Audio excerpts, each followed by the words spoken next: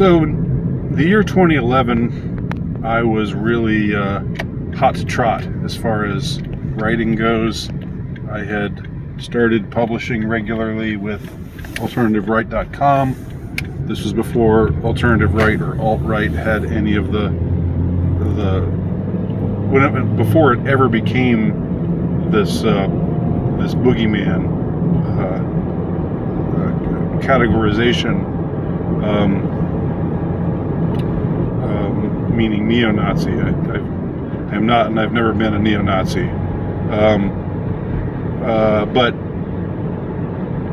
But anyway, I started publishing a little bit with AlternativeRight.com. Eventually became one of the editors and got to know Richard Spencer a little bit better. It was sort of an acquaintance slash almost, I would say, friend. We did podcasts together. He and I and Colin Liddell would do regular podcasts for a time in 2011, 2012, 2013, that era. But 2011, things were coming up roses for me. I was, writing. I was writing articles for AlternativeRight.com. I had also written a bit for Countercurrents.com, Greg Johnson's site, and I didn't share the ideology of a lot of the people who were there, but I felt like we had a lot of things in common, and I'm not going to go into that. And I felt like I could be friends. These were people who had given me a chance. These were people who had helped me out. Although later,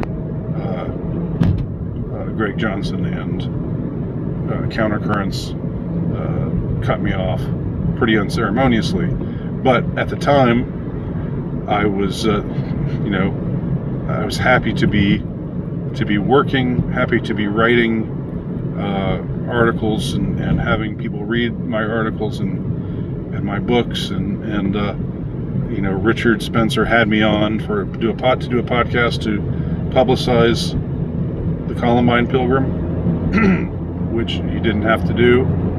I was basically an unknown author at the time, but he did. He had me on, and that made me feel like I was on track to something big, potentially, with my writing. Both my fiction writing and also the articles that I was writing for these various dissident right sites. And at the end of 2011, I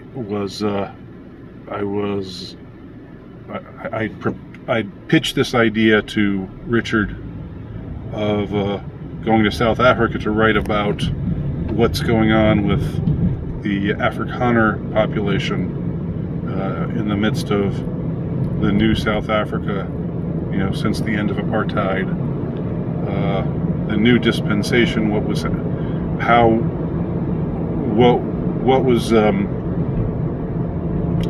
up with not only the white minority, but more specifically the Afrikaners, because they intrigued me quite a bit at the time.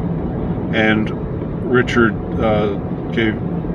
eventually said, yeah, go to South Africa on our dime, and so I got to go in December of 2011. I got to go to South Africa, and I got to write this journalistic essay where I talked to a bunch of people who were Afrikaners about the state of things, their various ideas and opinions and so forth. And it was a wonderful experience for me. And so I just really thought things are coming up roses. So I'll just make this an interlude here. I guess, because I've talked a bit more about my general state at this time. But this was around the time that I wrote Under the Nile, which is my favorite, I think, of everything I've written so far.